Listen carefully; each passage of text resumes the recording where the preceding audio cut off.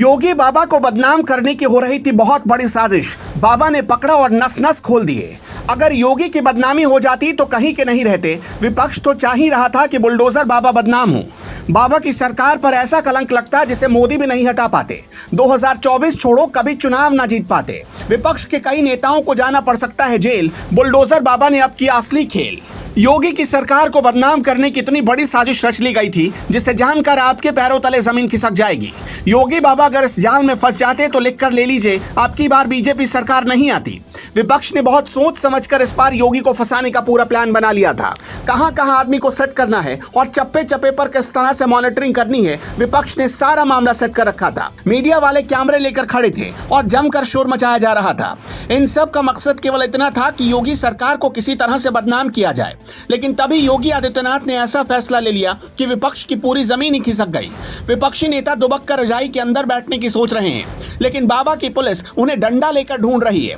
Bulldozer बाबा ने सख्त आदेश दिया है कि ऐसे फर्जी नेताओं से डंडे से ही निपटा जाए। योगी बाबा के खिलाफ जो साजिश रचते हुए उन्हें बदनाम करने की प्लानिंग कर रहे हैं, वो अब अंडरग्राउंड होने के लिए मजबूर हो गए हैं। इस गलत काम के लिए विपक्ष के कई नेताओं को जेल भी जाना पड़ सकता है।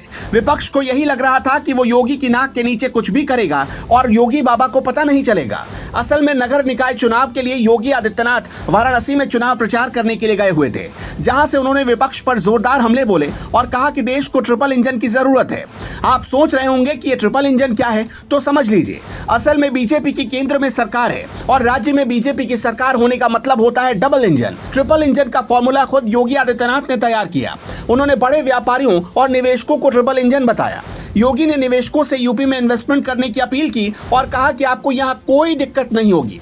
पहले की सरकारों में जहां लोग उत्तर प्रदेश में कोई व्यापार करने से पहले 100 बार सोचते थे, वहीं अब योगी ने ऐसा माहौल तैयार कर दिया कि विदेश से भी निवेशक लगातार यूपी में अपना काम शुरू कर रहे हैं। पहले की सरकारों पर गुंडा और माफियाओं को श्रेय देने के आरोप लगते रहे हैं। यही वजह है कि जब से योगी आदित्यनाथ मुख्यमंत्री बने हैं, तब से उन्होंने गुंडों और माफियाओं पर ही सबसे बड़ा चोट किया है। योगी के बुलडोजर वाली स्टाइल को जहां विपक्ष गलत बताता है, वहीं योगी आदित्यनाथ अपराधियों पर बुलडोजर चलाने की खुली छूट देते हैं। योगी सरकार का मतलब ऑन द स्पॉट फैसला हो जाता है और यही बात विपक्ष को सबसे ज्यादा चुभती है।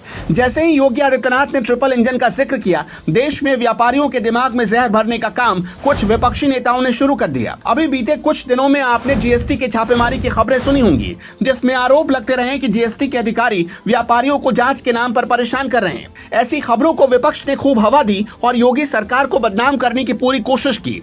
एक समय तो ऐसा लग रहा था कि सच में जीएसटी के अधिकारी व्यापारियों के साथ बहुत गलत कर रहे हैं। विपक्षी नेताओं पर व्यापारियों को योगी सरकार के खिलाफ भड़काने के आरोप लगे। ये मामला लगातार बढ़ता ही जा रहा था, लेकिन तभी बात योगी आदित्यनाथ तक पहुंच गई। फिर क्या था, बुलडोजर बाबा ने तुरंत 72 घंटे के लिए छापेमारी पर रोक लगा दी। यही नहीं, योगी आदित्यनाथ ने प्रदेश के व्यापारियों से कहा, अगर आपने गलत नहीं किया तो बिल्कुल भी डरने की जरूरत नहीं है। कोई भी अधिकारी आपको परेशान करे तो आप मुझे बताएं। समय रहते योगी के इस फैसले की वजह से उनकी बड़ी बदनामी होने से बच गई, नहीं तो योगी को बदनाम करने के लिए विपक्ष ने सारी स्क्रिप्ट तैयार कर ली थी।